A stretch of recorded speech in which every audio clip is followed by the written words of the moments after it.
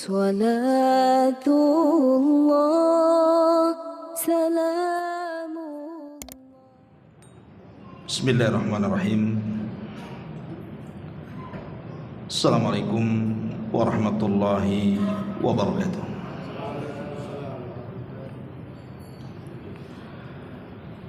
Alhamdulillah wassalatu wassalamu ala rasulillah wa ala alihi wa sahbihi wa mawalah wa la hawla wa la quwwata illa billahi wa ba'du. Alhamdulillah, segala puja dan puji hanya milik Allah subhanahu wa ta'ala.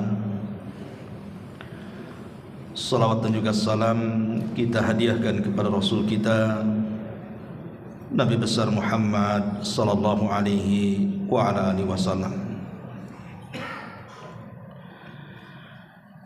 Karena suasana masih bulan Muharram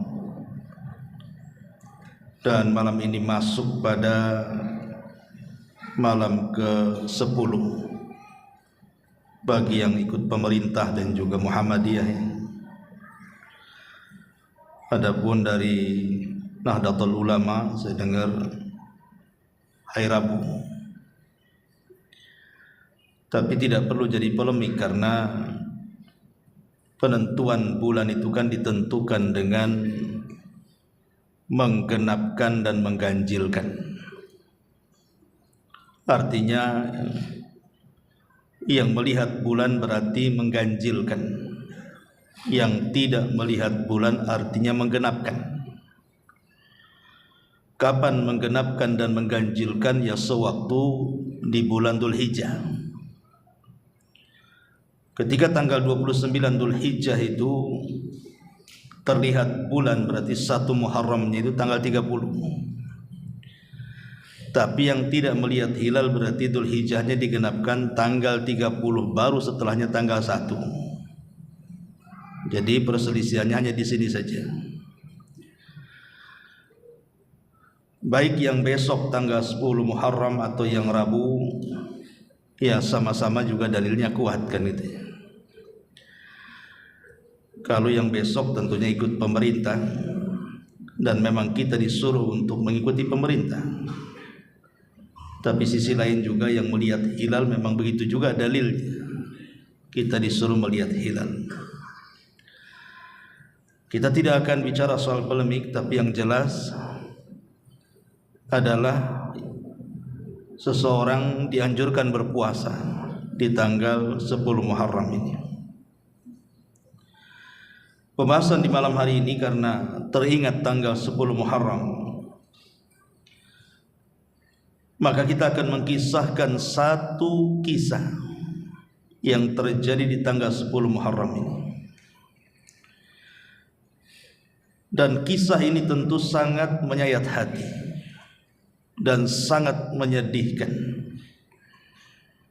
Kisah apa itu? Kisah syahidnya atau terbunuhnya salah satu cucu Nabi sallallahu alaihi wasallam, Husain ibnu Ali radhiyallahu anhu. Bagaimana kisahnya?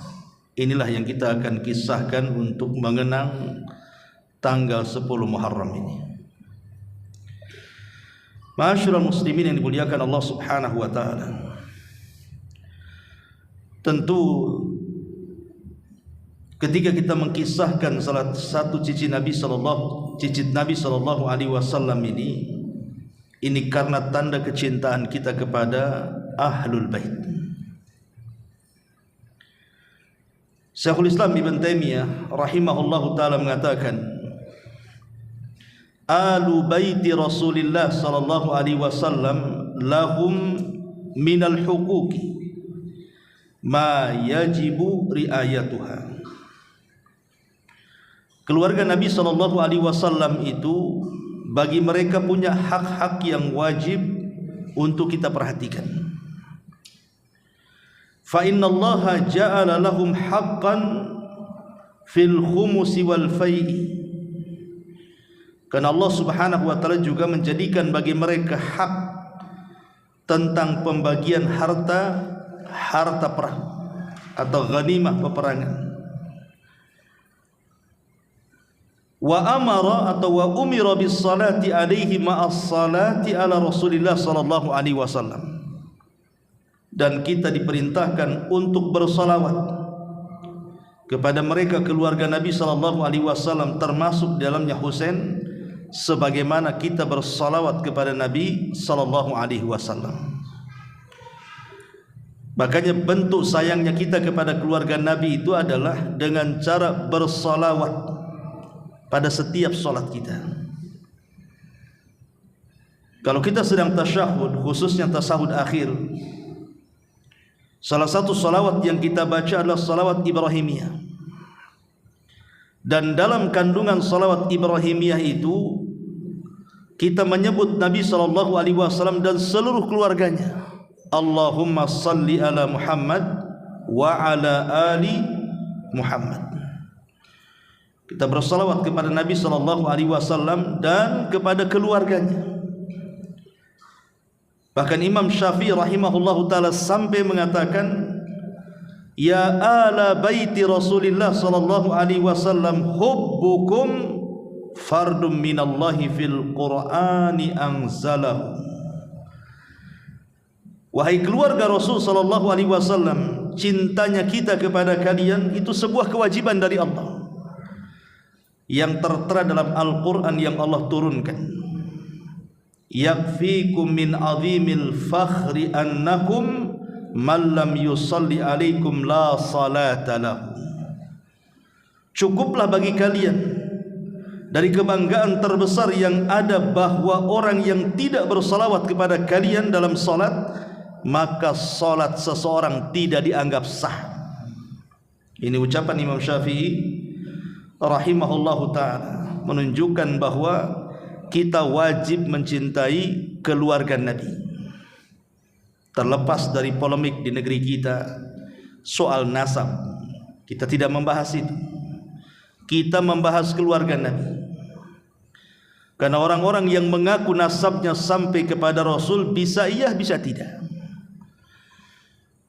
Karena untuk membuktikannya itu kan harus ada silsilah ilmiah, harus ada pengakuan. Dan kalau mereka mengaku cucu cicit Nabi SAW, mestinya mereka adalah orang yang paling terdepan memperjuangkan sunnah Nabi SAW, yang paling berteriak untuk mengamalkan hidayah Rasul, bukan sebaliknya malah kemudian membuat cerita-cerita khurafat yang tidak ada dasarnya sama sekali. Ma'asyiral muslimin yang dimuliakan Allah Azza wa Jalla, baik kita akan bicara sedikit tentang kehidupan Husain sebelum masuk kepada tema yang kita akan bahas. Ma'asyiral muslimin yang dimuliakan Allah Subhanahu wa taala, kita tahu bahwa Husain dan juga abangnya Hasan adalah kesayangan Nabi SAW. Kenapa demikian? Karena kedua cucu Nabi Hasan dan Husain ini adalah pelipur lara bagi Rasul. Rasul itu kan pernah punya anak laki-laki. Dia pernah punya anak Qasim, tapi meninggal di waktu bayi. Kemudian punya anak lagi setelah diangkatnya jadi Nabi, namanya Abdullah, tapi juga meninggal dunia di waktu bayi juga. Kemudian setelah di usia senjanya, di usia tuanya, mendekati kematiannya, Allah takdirkan punya anak juga, tapi bukan dari Khadijah, tapi dari budaknya Maria Kiptiah. Kemudian diberi nama Ibrahim. Tapi sayang usia 1 tahun 8 bulan lagi lucu-lucunya juga meninggal dunia. Dan yang sangat menyesakkan dada Nabi SAW adalah kematian Ibrahim. Sampai Abdurrahman ibn Auf radhiyallahu anhu mengatakan, wa ma yubkika ya Rasulullah, Rasul, kenapa engkau menangis saat kematian Ibrahim itu? Maka Nabi SAW mengatakan, ya Abdurrahman, innal aina la tadma wa innal qalba la tahzan wa inna bi firakika ya Ibrahim la mahzunun wa ma naqulu illa ma yarda rabbuna.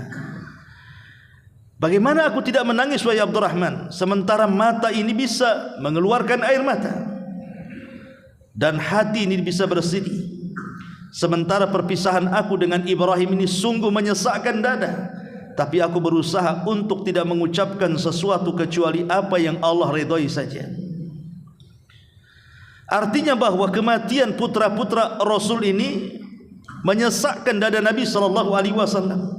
Dan ingat, anak laki-laki di zaman itu bagaikan emas yang luar biasa. Tapi sebaliknya anak-anak perempuan di zaman jahiliyah itu tidak ada harganya. Makanya sebagian mereka apabila dihabar gembirakan tentang kelahiran anak perempuan, sebagian mereka mengubur hidup-hidup karena malu. Tapi kalau yang lahir anak laki-laki itu kebanggaan luar biasa.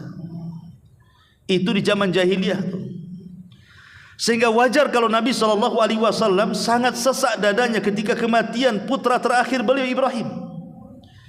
Tapi Allah Subhanahu wa taala ganti kesedihan dengan kebahagiaan dengan lahirnya cucu beliau dari Fatimah, Hasan, Husain dan Muhsin. Tapi Muhsin sayang meninggal di waktu kecil, sehingga tinggal Hasan dan Husain saja.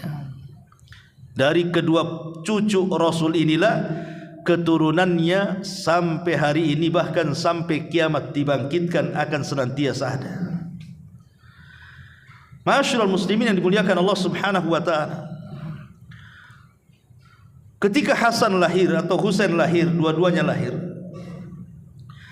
kita tahu bahwa yang memberi nama Hasan dan Husain dan Muhsin juga adalah Nabi. Jadi Ali radhiyallahu anhu itu ketika punya anak namanya Husain dan Hasan, itu dua-duanya dikasih nama Harban. Harban itu artinya perang. Karena orang-orang jahiliyah di masa itu kalau ngasih nama anak itu aneh-aneh. Lah salah satunya Ali radhiyallahu anhu ketika lahir Hasan itu dikasih nama Harban, peperangan Harban itu. Maka Rasul mengatakan jangan kasih nama itu, kasihlah nama Hasan. Kemudian lahir Husain dikasih nama Harban lagi. Maka Rasul mengatakan jangan, kasih nama Husain. Kemudian lahir anak ketiga Muhsin dikasih nama lagi Harban. Asih perang aja dikasih nama itu.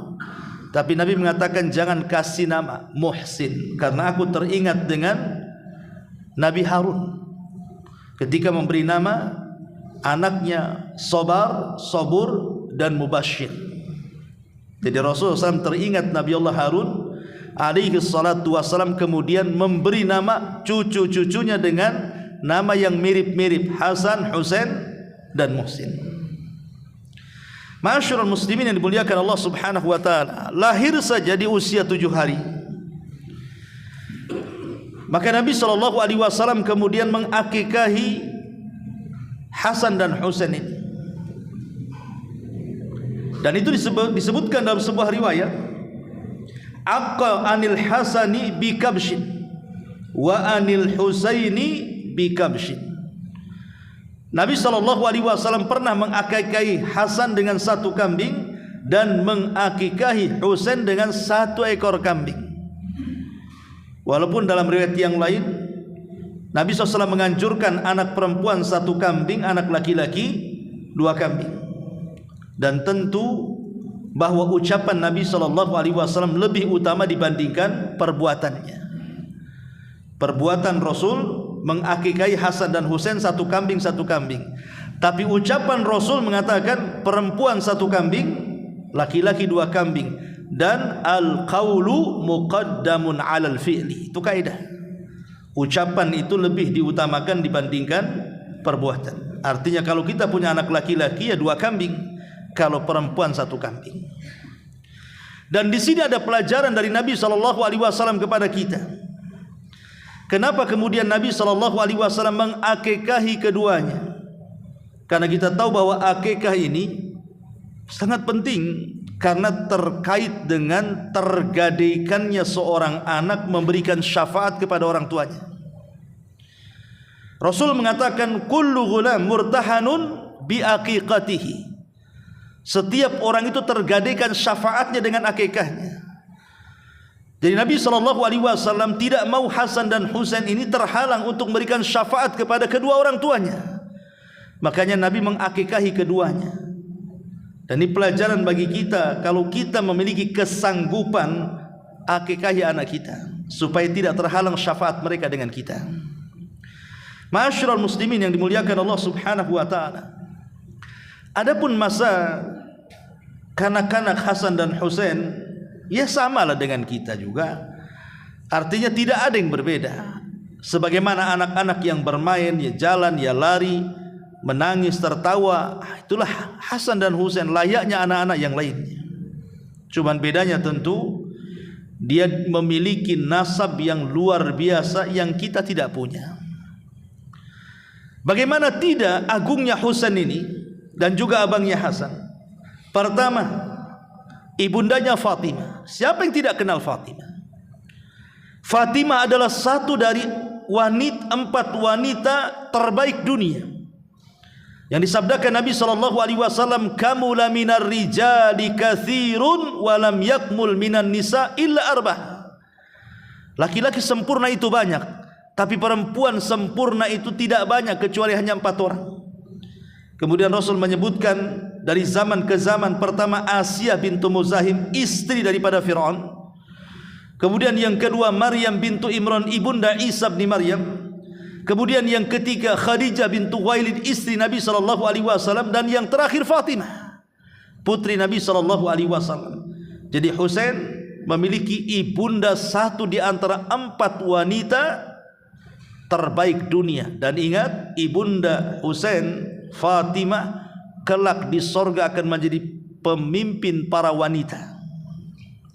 Itu dari segi ibunya. Sekarang ayahnya Ali bin Abi Thalib radhiyallahu anhu. Siapa yang tidak kenal Ali bin Abi Thalib?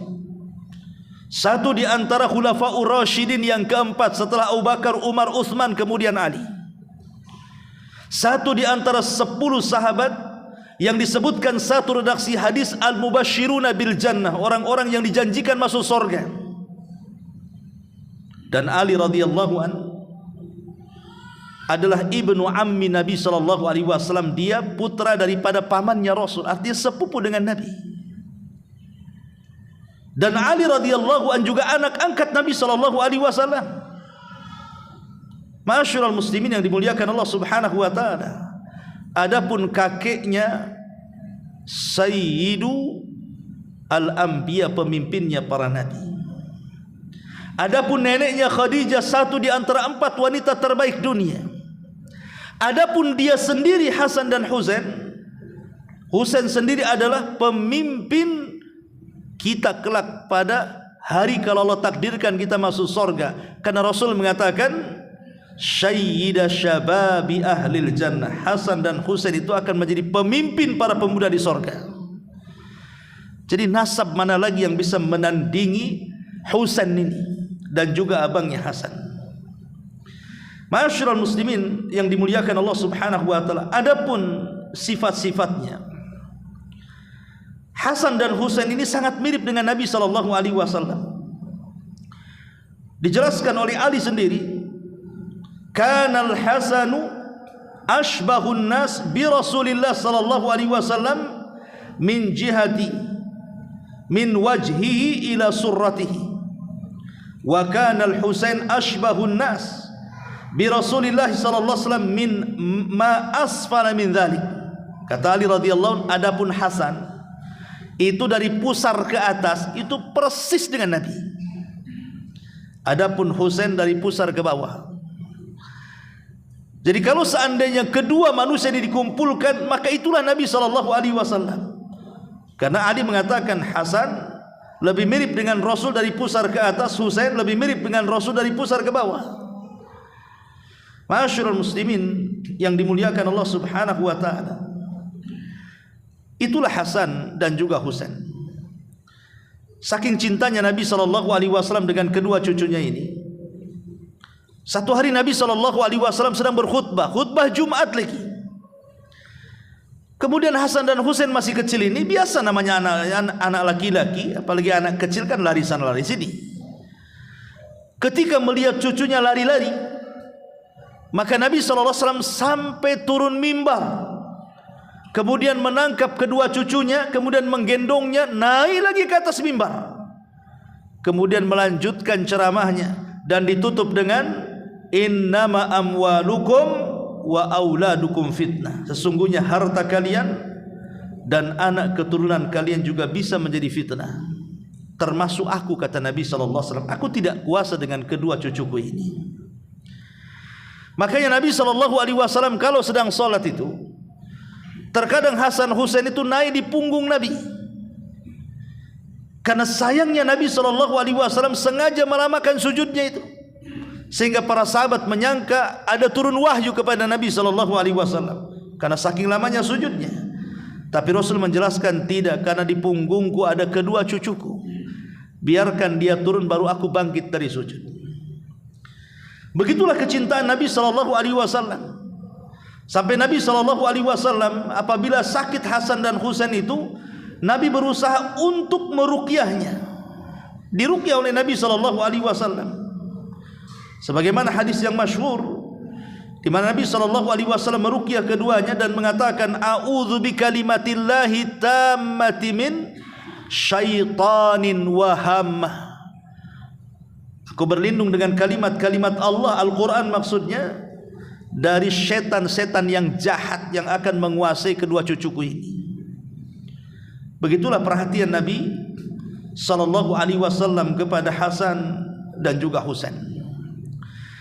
Ma'asyiral muslimin yang dimuliakan Allah Azza wa Jalla, ketika Nabi SAW sedang menggendong Hasan dan Husain ini, maksudnya di bahunya, kemudian ada seorang sahabat nyeletuk dan mengatakan, Rasul, apakah engkau mencintai keduanya? Maka Nabi SAW dalam hadis Abu Hurairah mengatakan, Allahumma inni uhibbuhu fa ahibbahu. Ya Allah, aku sangat mencintai dia, maka cintailah dia. Wa ahbib man yuhibbuhu, dan cintai siapapun yang mencintai dia.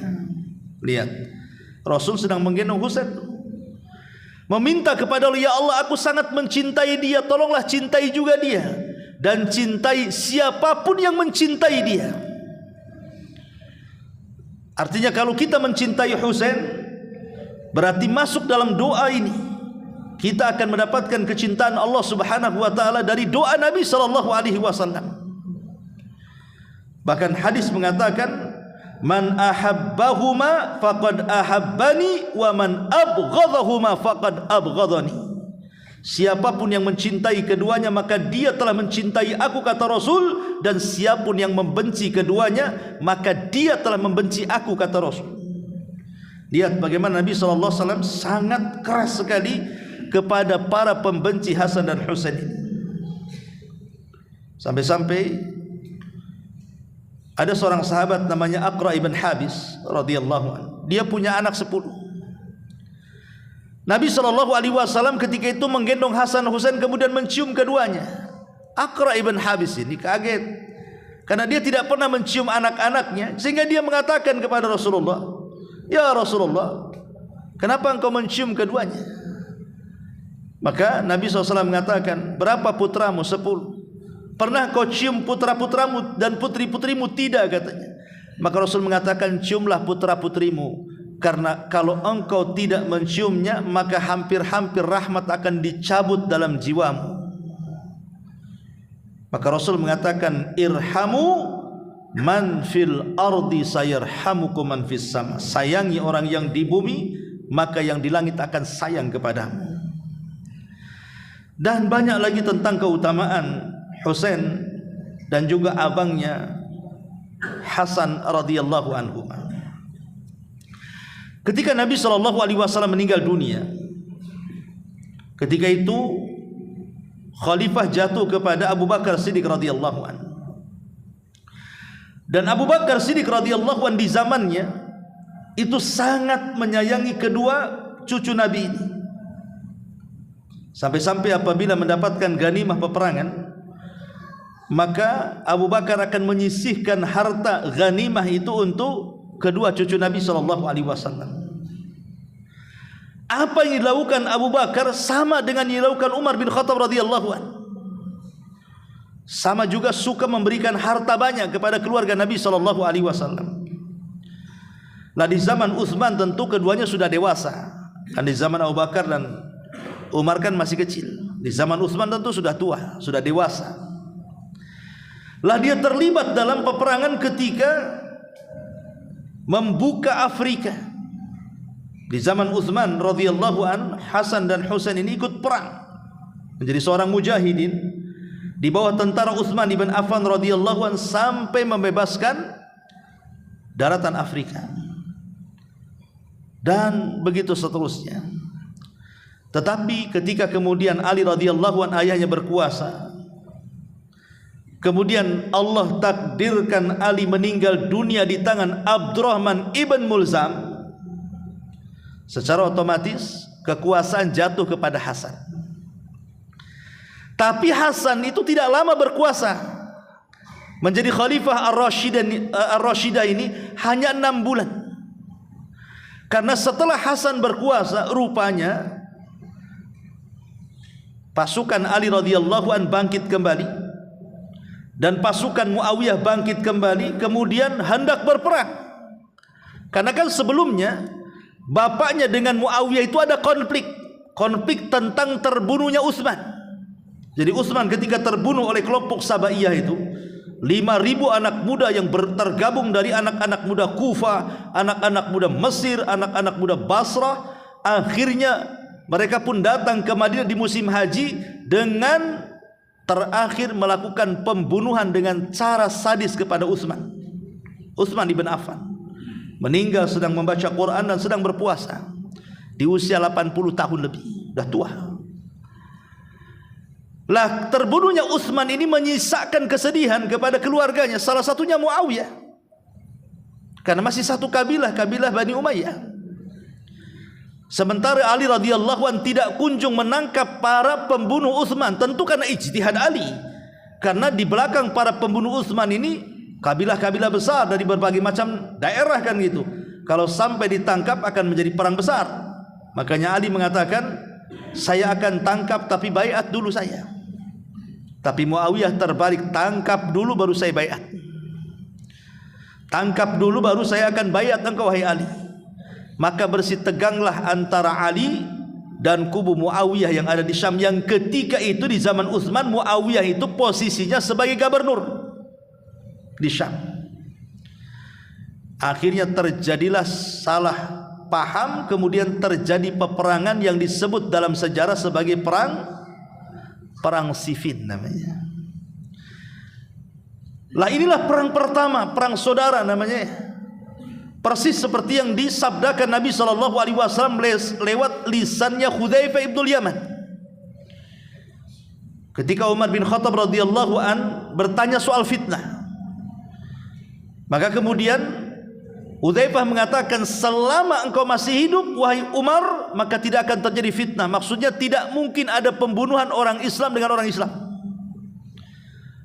Tetapi kalau engkau meninggal wahai Umar, maka pintu fitnah akan terbuka. Betul, setelah Umar meninggal, kemudian era kekuasaan Utsman, disinilah terjadi perang saudara sampai Utsman pun dibunuh oleh orang-orang yang mengatasnamakan cinta dengan Al-Quran, membunuh Utsman atas nama Quran.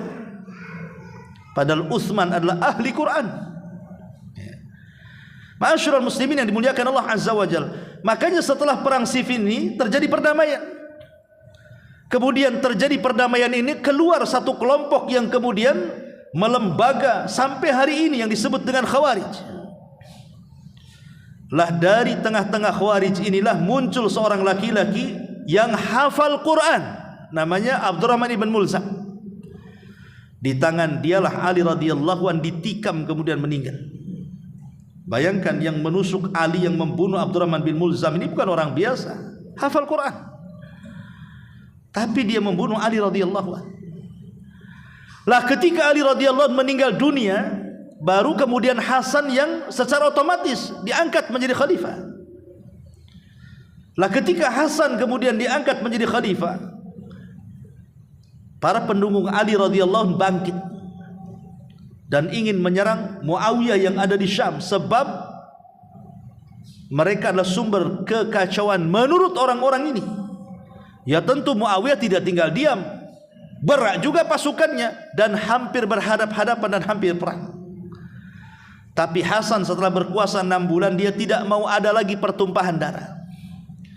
Akhirnya dia dari Madinah datang ke Kufah, kemudian dari Kufah datang ke Syam,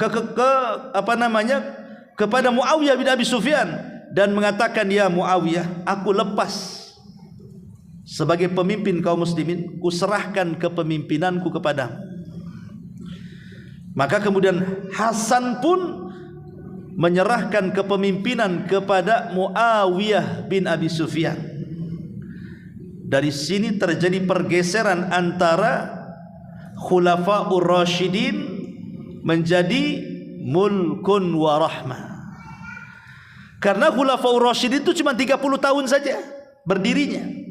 Dari Abu Bakar, Umar, Utsman, Ali, Hasan, itu cuma 30 tahun saja. Berdasarkan sabda Nabi bahwa kekhilafahan di atas kenabian itu hanya 30 tahun saja, ditutup dengan Hasan 6 bulan. Setelah itu akan bergeser menjadi mulkun wa rahmah, kerajaan demi kerajaan. Dan kerajaan yang pertama kali adalah kerajaan yang diasas oleh Muawiyah, yang kemudian kerajaannya disebut Bani Umayyah. Nanti Bani Umayyah tumbang juga tuh oleh Bani Abbasiyah. Nanti Bani Abbasiyah tumbang lagi sampai yang terakhir kepada Bani Utsmaniyah atau dikenal dengan Turki Utsmani, yang kemudian runtuh dalam peperangan dunia pertama. Yang sejak itu sudah tidak ada lagi kerajaan karena orang-orang barat memecah Islam, terutama di Timur Tengah. Jadi negara-negara sampai hari ini. Ya. Ma'asyiral muslimin yang dimuliakan Allah Azza wa Jalla, yang ingin saya ceritakan adalah ketika Muawiyah bin Abi Sufyan berkuasa, memang tidak ada keributan. Bahkan penyerahan kekuasaan Hasan kepada Muawiyah itu, tahun penyerahannya disebut Amul Jamaah, tahun persatuan, tahun perdamaian, tidak ada lagi peperangan. Persis seperti sabda Nabi SAW kepada Husain dan Hasan ketika ada di pelukannya. Kata Nabi, salah satu dari cucuku ini, katanya, akan mendamaikan dua kekuatan yang hendak berperang. Rupanya sadaqah Rasulullah. Rupanya dari dua cucu yang mendamaikan dua peperangan yang akan bertempur itu adalah Hasan. Persis seperti sabda Nabi SAW. Akhirnya kemudian kubu daripada Hasan pun bergabung dengan kubu Muawiyah, maka menyatulah kaum muslimin di zaman Muawiyah. Bahkan Hasan dan Husain terlibat juga dalam peperangan bersama Muawiyah ketika membebaskan Konstantinopel. Memang betul-betul bersatu kaum muslimin di zaman itu. Tetapi memang Allah takdirkan berbeda. Ketika Muawiyah meninggal dunia, Muawiyah tidak membentuk Dewan Syura sebelum meninggal untuk menggantikan posisinya. Harusnya Muawiyah itu seperti Umar, membuat Dewan Syura. Yang Dewan Syura ini nanti akan memilih kira-kira siapa yang pantas menggantikan Muawiyah. Tapi Muawiyah mengesampingkan itu semua, langsung menunjuk putranya Yazid untuk memegang tahta setelah kematiannya. Ini yang jadi polemik. Inilah terjadinya fitnah.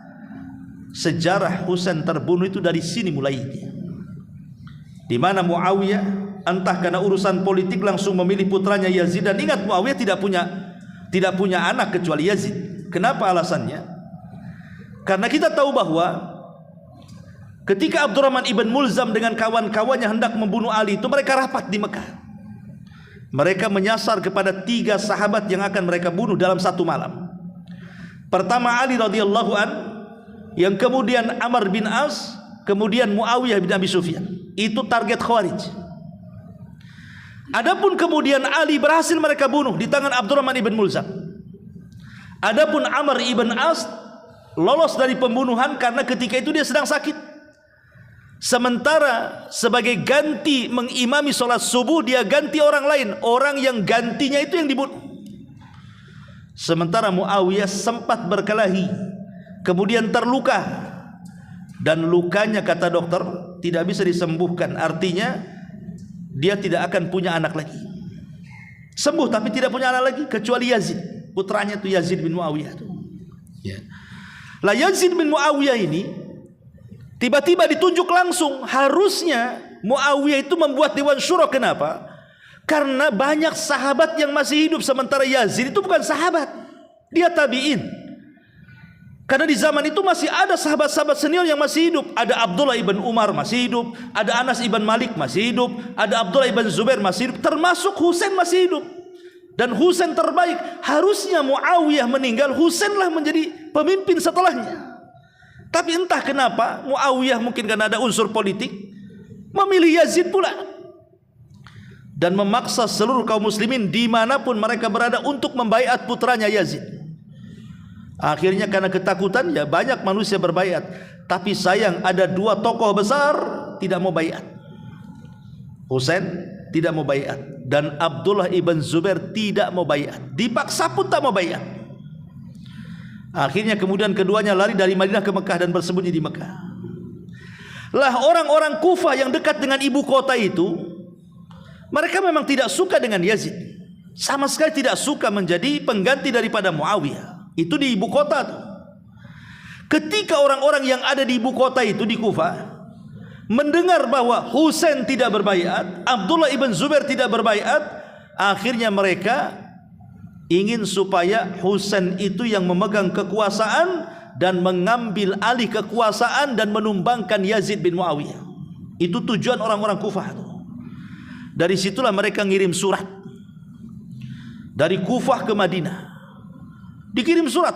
Suratnya bukan satu dua surat, sampai ratusan surat. Ingat di zaman itu ngirim surat jangan seperti sekarang pakai WA, tidak. Zaman kita masih kecil-kecil saja ngirim surat itu, kalau dapat surat udah bahagia luar biasa. Kadang-kadang ngirim surat tak sampai-sampai salah alamat. Kadang-kadang balik lagi alamatnya gak jelas. Kan itu. Zaman itu kan gitu ya. Saya masih ingat waktu saya di pesantren dulu itu, kalau dapat surat dari saudara, dari orang tua, wah senang itu, sampai sembunyi itu bacanya tuh. Sampai disimpan gitu ya, kalau isinya bagus gitu. Kalau isinya jelek dirobel. Tapi seperti itu surat menyurat itu di zaman itu sangat luar biasa. Awalnya Husain tidak percaya, sebanyak itu surat datang ke Madinah meminta agar Husain datang ke Kufah dan siap dibaiat untuk menggulingkan kekuasaan Yazid. Tapi karena terus-terusan tiap hari ada surat, yakinlah terpengaruh Husain dengan surat ini. Tapi akhirnya Husain pun mengirim saudaranya namanya Muslim ibn Uqail atau ibn Aqil rahimahullahu taala. Muslim ibn Aqil ini masih keluarganya, diutus oleh Husain, coba Muslim kau berangkat ke Kufah sana, ke Syam. Benar enggak bahwa orang-orang Kufah itu meletakkan loyalitasnya kepada saya, tidak kepada Yazid? Karena ini kan di ibu kota masalahnya, di Jakartanya lah bahasa kita ya. Akhirnya Muslim bin Aqil pun berangkat ke Kufah. Sampai di Kufah dikira dia Husain, semua berbaiat. Dari situ bahwa surat itu benar adanya. Mereka ingin Husain itu yang menggantikan Yazid. Sampai akhirnya kemudian berhasil mengumpulkan sampai 5.000 manusia di Kufah itu. Coba bayangkan, kemudian menyerbu, melakukan demonstrasi lah bahasa kitanya, ke istananya Yazid, orang-orangnya Yazid bin Muawiyah. Di situ ada namanya Ubaidillah ibn Ziyad. Itu kaki tangan daripada Yazid bin Muawiyah, namanya Ubaidillah ibn Ziyad, yang ketika itu menjadi gubernur Kufah. Tetapi Ubaidillah ibn Ziyad ini pandai dia.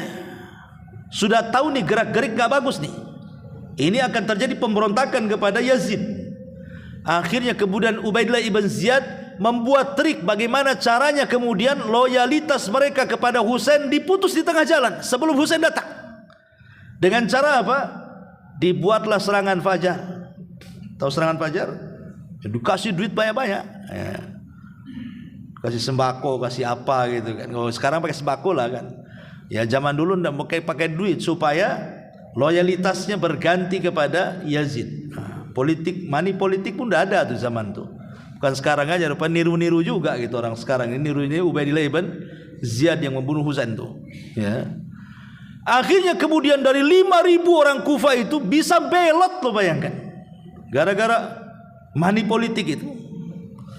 Jadi ketika kemudian Muslim bin Aqil ini sholat subuh yang tadinya di belakangnya 5.000 pengikutnya, ketika salam sempurna ke kiri itu assalamualaikum, assalamualaikum, pas tengok ke belakang tidak ada lagi 5.000, sisanya 3 orang. La ilaha illallah. Dan 5.000 orang yang berbaiat itu sisanya 3 orang aja. Yang 3 orang ini kemudian pergi satu akhirnya tidak ada dia pengikutnya. Makanya kemudian dia takut Husain ini ketipu. Dia langsung kirim surat. Jangan datang ke Kufah. Jangan sampai datang, karena orang-orang Kufah itu para pengkhianat. Kemudian dia ditangkap oleh Ubaidillah ibn Ziyad, kemudian dibantai. Ini Husain tidak tahu kalau saudaranya Muslim bin Aqil sudah terbunuh di tangan Ubaidillah ibn Ziyad nih. Ya zaman dulu pakai apa informasinya kan? Berangkatlah Husain dan 70 orang ini terdiri daripada keluarga dia, 50-nya dari keluarga dia, yang 30-nya tentara-tentara untuk menjaganya. Jadi jumlahnya 70 orang. Jadi 50 orang itu ya, termasuk istri-istrinya, kan banyak istri-istrinya Husain itu. Termasuk anak-anaknya, termasuk juga istri-istrinya Hasan yang sudah meninggal, termasuk juga anak-anaknya Hasan, termasuk juga dari keluarganya Uqail. Pokoknya jumlah keluarga Nabi yang ikut itu 50 orang plus 30 orang penjaganya, 70 orang semuanya. Ketika itu para sahabat banyak yang menasihati Husain jangan pergi ke sana. Salah satunya Ibnu Abbas radhiyallahu anhu menasihati. Bahkan mengingatkan, wahai Husain, kalau engkau ingin berkuasa jangan ke Kufah, pergi ke Yaman sana katanya. Karena di Yaman itu loyalis bapakmu banyak di sana. Jadi kalau engkau pergi ke Yaman, pasti orang Yaman akan memilih engkau menjadi pemimpin mereka. Dan orang Kufah terkenal dengan ahlu ghudur, orang yang mudah mengkhianat. Hatinya dengan kita, badannya dengan mereka, katanya Abdullah bin Abbas radhiyallahu anhu. Banyak, bukan satu sahabat menasihati Husain itu jangan sampai pergi. Kalau tidak percaya, karena kan keberangkatan Husain itu di musim haji, pas tanggal 8. Jadi sahabat menasihati, ya Husain, sebaiknya kau haji dulu. Haji ini banyak orang Kufah datang, kau bisa bertanya. Namanya haji kan dari mana-mana datang kan, kau cari informasi di situ. Tapi entah memang Allah sudah takdirkan ya, memang maut sudah menjemput dia. Husain tidak peduli dengan nasihat-nasihat sahabat-sahabat yang lain itu. Dia tetap berangkat dengan 70 orang tadi. Dia tidak melaksanakan haji, langsung berangkat ke Kufah. Ketika kemudian keberangkatan Husain ini tercium oleh Ubaidillah ibn Ziyad ini, gubernurnya Yazid bin Muawiyah yang ada di Kufah itu. Akhirnya kemudian Ubaidillah ibn Ziyad mengutus 1.000 pasukan. 1.000 pasukan untuk mengintai maunya Husain ini apa, datang ke Kufah ini. Akhirnya diintai betul tuh kedatangan Husain itu. Lah Husain ini kaget ketika sampai di Kufah, kok daerahnya agak serem. Kata Husain, ini kami ada di mana? Maka orang-orang yang ada di situ mengatakan ini daerah Karbala. Maka tragedi disebut tragedi Karbala. Kata Husain, wallahi karbun wabala. Demi Allah ini karb itu pasti akan datang bencana dan juga akan datang bala di tempat ini katanya. Jadi nama saja itu jadi kepikiran jadinya kan. Karbun wabala disingkat jadi Karbala di Irak sana.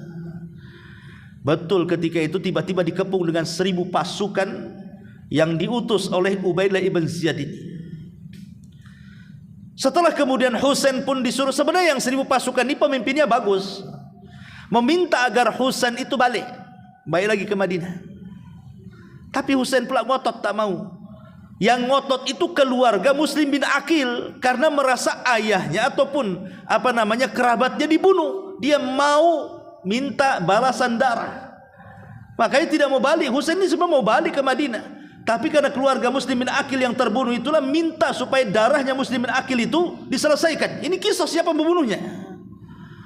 Tiba-tiba kemudian datang pasukan yang lebih banyak daripada itu, 4.000 pasukan. Jadi kalau digabung jadi 5.000 pasukan tuh, melawan 30 orang. Cemana bisa menang? Ya. Masyarul muslimin yang dimuliakan Allah Azza wa Jalla. Lah ketika itu kemudian Husain pun sebenarnya sudah mau pulang, sampai Husain mengatakan, kenapa kalian hendak menghalang-halangi aku? Kalau kalian tidak setuju keberadaan di Kufah, kata Husain, tidak apa-apa, pilihlah dengan 3 pilihanku katanya. Pertama, biarkan aku pulang ke Madinah. Yang kedua, biarkan aku ke Sugur, ke tempat jihad mana kaum muslimin jihad, aku akan ikut jihad. Atau biarkan aku berangkat menemui Khalifah Yazid bin Muawiyah, aku ingin berunding dengan dia. Tapi Ubaidillah ibn Ziyad ketika itu menolak. Oh, tidak bisa, ini kekuasaanku di sini, aku gubernurnya, kamu harus ikut aku. Ya. Akhirnya entah siapa yang memulai. Akhirnya malam itu tepat pada tanggal 9 Muharram, maka Husain itu sudah merasakan hal-hal yang tidak enak.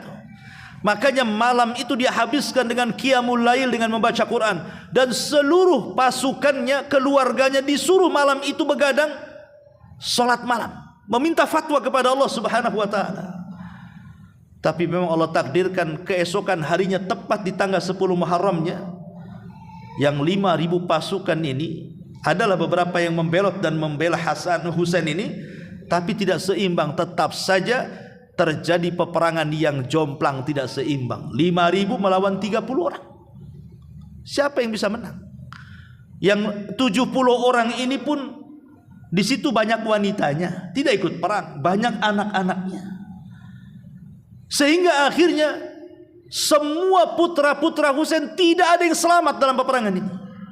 Semua meninggal kecuali 1 orang, namanya Husain ibnu Ali ibnu Husain ibnu Abi Talib, atau kunyahnya dikenal Zainul Abidin. Itu satu-satunya putra Husain yang selamat tuh, Zainul Abidin, Husain ibn Ali. Karena ketika itu dia sedang sakit di tenda, dia tidak bisa ikut perang, berdiri pun tidak bisa, dijaga oleh bibinya Zainab. Ketika Husain ini sedang berperang berkecamuk, dia mengisyaratkan kepada Zainab untuk membawa lari putranya, biar ada satulah yang hidup yang menjadi penerus keturunannya. Zainab inilah yang menyelamatkan satu-satunya putra Husain dalam Karbala ini, dan dia selamat. Makanya siapapun yang mengaku keturunan Nabi SAW dari jalur Husain harus melewati Zainul Abidin, Husain ibn Ali ibn Abi Talib ini. Kalau tidak, maka anda ngaku-ngaku saja turunan Husain. Adapun Hasan itu yang hidup cuma 2 anaknya, karena waktu itu kan masih kecil dan sakit, tidak ikut berangkat di Madinah, makanya selamat dia. Jadi jalur dari Hasan itu 2 anak putranya, jalur dari Husain itu 1 anak putranya. Dari sinilah berkembang cucu cicit Nabi SAW. Ya.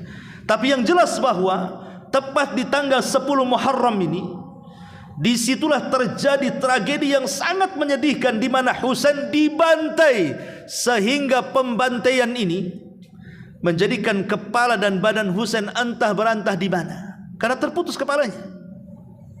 Sehingga menjadi polemik para ulama, di mana kuburan kepalanya Husain itu. Ada yang mengatakan di Kufah, ada yang mengatakan di Basrah, ada yang mengatakan di Syam, ada yang mengatakan di Mesir. Bahkan Syekhul Islam Ibnu Taimiyah rahimahullahu taala menguatkan bahwa kepalanya Husain dikubur di Madinah. Adapun jasadnya entah yang mana satu, karena banyak bergelimpangan jasad kan. Yang jadi masalah kepalanya ini, coba dikubur tanpa badan. Bagaimana kita tidak sedih, tidak menangis gitu ya, kalau seandainya pembunuhan sesadis ini kepada cucu Nabi SAW. Luar biasa ini sadisnya orang-orang Kufah Ubaidillah ibn Ziyad ini. Makanya wajar kalau kemudian para ulama banyak yang mengomentari. Salah satunya siapa? Ibnu Katsir rahimahullahu taala, dan ulama-ulama yang lain mendoakan dengan keburukan setiap para pembunuh Husain ibn Ali radhiyallahu anhu. Dan subhanallah, Qutila madluman, Husain terbunuh dengan cara zalim. Wala tahsabannallaha ghafilan amma ya'malu zalim. Ingat Allah, jangan kau kira Allah lalai terhadap apa yang dilakukan orang-orang zalim. Semua para pembunuh Husain semua meninggal dalam kondisi tidak baik yang terlibat dalam pembunuhan itu. Karena kemudian era setelahnya ada pasukan disebut pasukan Awabin, pasukan orang-orang yang bertobat, yang konon dulunya mereka yang ngirim surat ke Kufah, dari Kufah ke Madinah. Ketika Husain datang mereka tidak bisa apa-apa. Setelah meninggal baru mereka kemudian bangkit dan mencari para pembunuhnya, disebut pasukan Awabin itu, yang kemudian mencari siapapun para pembunuh Husain itu. Akhirnya terbantai semuanya, siapapun yang terlibat, termasuk Ubaidillah ibn Ziyad itu yang memotori terbunuhnya Husain ibn Ali. Ada sebagian orang yang kemudian salah paham, seolah-olah dalang pembunuhan Husain adalah Yazid bin Muawiyah. Ingat, Yazid tidak terlibat dalam pembunuhan walaupun dia khalifah. Karena Yazid itu hanya memandatkan kepada Ubaidillah ibn Ziyad sebagai gubernur yang ada di Kufah untuk mengawasi saja, bukan membunuh. Makanya dia marah ketika kemudian dia mendengar bahwa Ubaidillah ibn Ziyad malah membunuh Husain. Dan dia mengatakan, demi Allah, kalau aku berada di posisi dia saat itu, aku tidak mungkin membunuhnya. Kemudian dia menangis dan mengutuk siapa para pembunuhnya. Cuman kesalahannya Yazid bin Muawiyah cuman satu, dia tidak menangkap para pembunuh Husain itu saja. Tapi dia tidak terlibat. Apalagi kemudian Yazid sendiri masuk pada hadis Nabi SAW bahwa pasukan yang menyeberangi lautan, maka mereka pasukan yang diampuni Allah Subhanahu wa taala. Dan ingat, tidak ada peperangan yang melewati lautan di zaman Khulafaur Rasyidin kecuali di zaman Muawiyah. Di zaman Umar mau ada pasukan mau diseberangkan untuk menjajah sampai ke daratan Afrika kan. Tapi Umar tidak tahu, dah kebayang takutnya mati nanti di tengah laut, makanya tidak jadi. Baru terjadinya pasukan kaum muslimin nyebrang lautan untuk meluaskan kekuasaan itu di zaman Muawiyah tuh. Lah Yazid terlibat di situ. Jadi walaupun bagaimana dia punya keutamaan. Ya. Tapi banyak kemudian orang-orang, terutama orang-orang Syiah, mencela Yazid ibn Muawiyah radhiyallahu anhu. Ma'asyiral muslimin yang dimuliakan Allah Subhanahu wa taala, itulah di antara sekilas tentang sejarah Husain ibnu Ali radhiyallahu anhu. Ini singkat saja karena juga waktu. Ya, sampai di sini, mudah-mudahan ada manfaatnya. Subhanakallahumma bihamdika, asyhadu an la ilaha illa anta, astaghfiruka wa atubu ilaik. Allahu taala alam. Assalamualaikum warahmatullahi wabarakatuh.